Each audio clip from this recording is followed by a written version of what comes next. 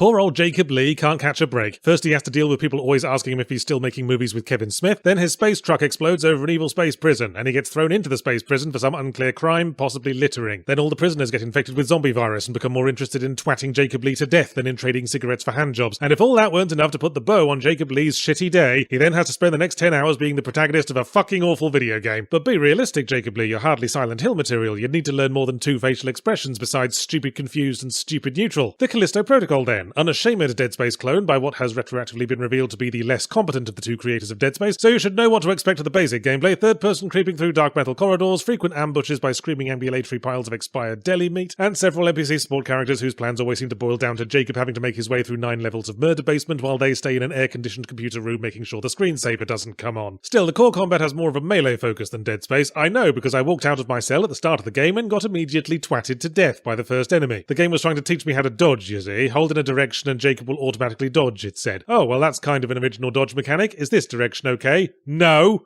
Now watch a 5-minute death animation as the enemy shoves its fist down Jacob's throat and uses him as a washing-up glove. This happened twice in a row. I think you're supposed to push in the direction away from where the attack's coming from, or towards it, or corresponding to which limb the enemy's attacking with, or their zodiac sign. Honestly, it always felt random whether I'd pick the right direction to dodge in. But then I have trouble making rational decisions when a dude with a face like a Rice Krispie treat is sprinting towards me with one hand raised and a pile of dirty dishes in the other. So straight off I was getting Outlast 2 flashbacks, make one tiny error right at the start thanks to poorly explained mechanics, and get to watch our protagonist gasping at the sliced meatball sandwich that used to be their cock and balls for 30 seconds. Horrifying, yes, but then you reload, pop back to life, and all tension is deflated. It sets the game off on the wrong foot and instantly turns horror into frustration. Although Callisto Protocol seems to be generally bad at telling the difference. It just loves stealing health. Semi-regularly, you walk into a room or open a cupboard and the game goes, "Think fast!" and a little facehugger will rocket towards you, like the fucking killer rabbit from Monty Python, and go, "Hee hee hee, free damage for me! Om nom nom nom nom nom." And you have to mash a button to rip it off. There is never a fucking way to see it coming. So what am I supposed to do here, game? Not go into rooms? Not search every single cupboard? Have you played survival horror before? I have to go through every cabinet looking for ammo and health, like an extremely stoned medical student in a communal kitchen at 2 in the morning. That's how the survival part works. Just to skip to the end for a moment, Callisto Protocol is, spoiler warning, a load of old shite and bumbags. And the funny thing is that all its major issues stem from a single point, and that's the animations. The very least of it are the unskippable, prolonged and gratuitously cruel death scenes that are our punishment for not intuiting we were supposed to dodge left if our enemy was born in the Chinese year of the pig, and before long, the moment I saw them start, I just quit the main menu and reload my save, which was usually faster. Also, if you run out of ammo during a fight, then you're fucked, because the painfully slow reload and switch weapon animations don't count if they're interrupted, and they will be, because these furious reject seasonal McDonald's burgers on legs are very aggressive and very keen to get their washing up done. If you need to heal up in combat, then you're double fucked, because Jacob can't just man up and jam the glowing green needle in his neck. He's got to slowly crouch and carefully lay down a little picnic blanket to sit on first. Also, we can't swing our melee weapon straight away if it's currently holstered, so I'd take it out and try to keep it ready while creeping through the hallways, looking for the inevitable next ambush. And Dumbo Tits here keeps fucking holstering it again without me asking. You need both hands to pick your fucking nose or something? Oh, and the animators must have been particularly proud of the 3D printing sequence at the upgrade station, because we have to sit through the whole fucking thing every time we buy any upgrade for our guns, and over again if we bought one right before one of the frustratingly hard boss fights, because the thought of putting in an autosave after the upgrade station apparently slipped everyone's minds while they were rendering another 7 different ways to pull Jacob Lee's knackers off. I don't know if the lead animator was mobbed up and threatening to call Louis Fish Lips to come break kneecaps if any animations got skipped, but it's as good an explanation as any. Hang on,